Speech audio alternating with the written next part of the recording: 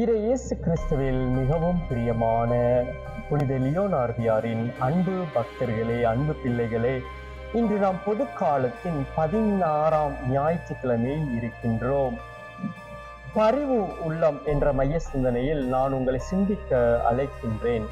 ஒரு முறை கடவுள் விண்ணுலகில் இருந்து இந்த மண்ணுலகிற்கு வானதூதர்களை அனுப்பி, நீங்கள் சென்று இந்த உலகில் எதையெல்லாம் மதிப்புக்குரிய பொருட்களாக நீங்கள் நினைக்கின்றீர்களோ அவை அனைத்தையும் இங்கே கொண்டு வாருங்கள் என்று கூறுகின்றார்.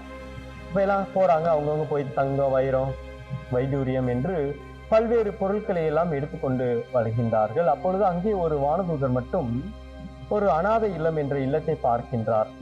அந்த இல்லத்துக்குள்ளே செல்கின்றார்.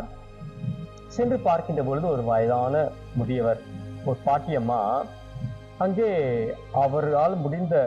அவரால் சேகரித்த அந்த கொஞ்ச பணத்தை வைத்து ஒரு 40 ஏழை குழந்தைகளுக்கு, ஏழை அனாதை குழந்தைகளுக்கு ஒவ்வொரு நாளும் அவர்கள் மேல் பரிவு கொண்டு உணவு அளிப்பது, 3 நேரம் உணவளித்து அவர்களுக்கு தேவையான அடிப்படை வசதிகளை கொடுத்தும் பராமரித்து வருவதை அங்கே கண்டார். இவ்வாறு செய்யும் பொழுது அவங்க சாப்பிடுவாங்க பாத்தீங்களா, அந்த குழந்தைகள் சாப்பிடுகின்ற பொழுது அவர்களை பார்த்து ஆனந்த கண்ணீர் வடிப்பது அந்த பாட்டியோட வழக்கமாக இருந்தது. இதை பார்த்த இந்த வானதூதருக்கு ஒரு ஆச்சரியம், என்னடா இது அப்படி என்று அந்த பாத்திரத்தை, ஒரு தங்க பாத்திரத்தை கொண்டு வர்றார். அதை வச்சு அந்த கண்ணீரை பிடித்துக்கொண்டு இவர்கள் இவ்வாறு ஒரு சேகரித்த பொருட்களை எல்லாம் எடுத்துக்கொண்டு விண்ணகம் செல்கின்றார்கள். அங்கே சென்று கடவுள் பார்க்கிறார், எல்லாம் அங்கங்க பொருட்கள்லாம் இருக்கின்றது, தங்கம், வைரம், வைடூரியம் என்று. இது எதுவுமே கடவுள் பார்வையில் மிகப்பெரியதாக தெரியவில்லை. மாறாக அந்த ஏழை பெண்மணி எவ்வாறு பிறர் மீது இரக்கம் கொண்டு பரிவு கொண்டு அவர்களை பராமரித்தாரோ, அவர் வடித்த அந்த கண்ணீர் தான் இயேசு கிறிஸ்துவின் பார்வையில் மிக பெரியதாக இருந்தது. அன்புக்குரியவர்களே, இன்றைய முதல் வாசகத்தில் நாம் பார்க்கின்றோம், எசேக்கியேல் இறைவாக்கினர் கூறுகின்றார் இவ்வாறு: சிதறடிக்கப்பட்ட ஆடுகளை, எனது ஆட்டுப்பட்டியிலிருந்து பிரிந்து சென்ற ஆடுகளை மீண்டும் நான் ஒன்றாக கூட்டி வருவேன். ஆணவத்தால், அகங்காரத்தால், போட்டியினால், பொறாமையினால், கடவுளின் அன்பிலிருந்து, கடவுளின் பரிவில் இருந்து, கடவுளின் இரக்கத்தில் இருந்து பிரிந்து சென்ற ஒவ்வொரு ஆடுகளையும், ஒவ்வொரு மனிதர்களையும் மீண்டும் அவர்களை எனது ஆட்டுப்பட்டியில் நான் இணைத்து வருவேன்.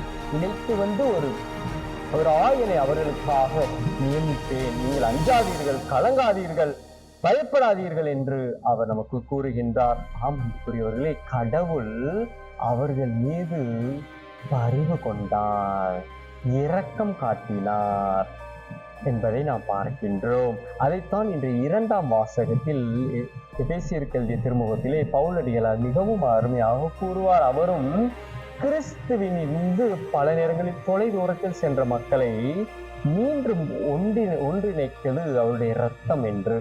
அந்த இயேசு கிறிஸ்துவின் இரத்தத்தால் நாம் ஒவ்வொருவரும் மீட்படைந்தோம்.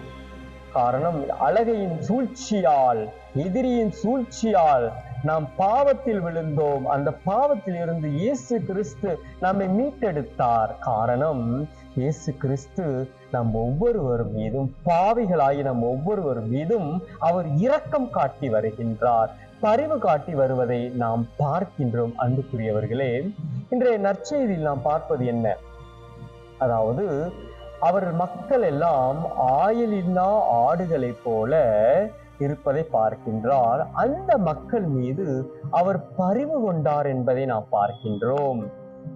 ஒரு முறை இங்கிலாந்து நாட்டிலே தீம்ஸ் நதி அருகிலே ஒரு படை வீரன் நின்று கொண்டிருக்கின்றான். அந்த தீம்ஸ் நதி என்பது எதற்காக என்றால், தற்கொலை செய்ய விரும்புகின்றவர்கள் ஒவ்வொருவருமே அங்கே சென்று தற்கொலை செய்து கொள்வார்களாம்.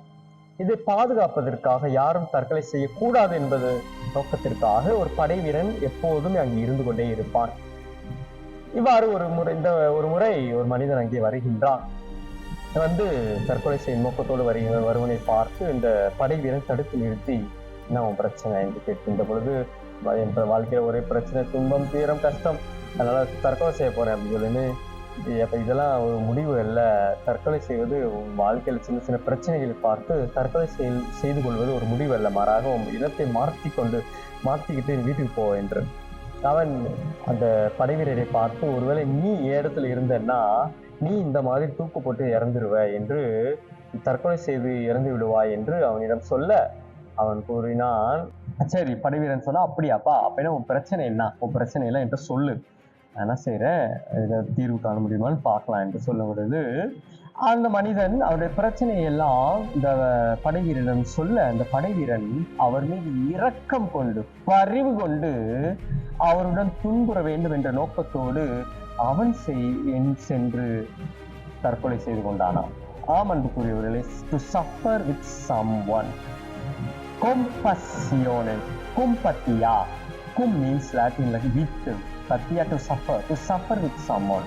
துன்புறுபவரோடு துன்புறுதல், அழுபவரோடு அழுதல், சிரிப்பவரோடு சிரித்தல்.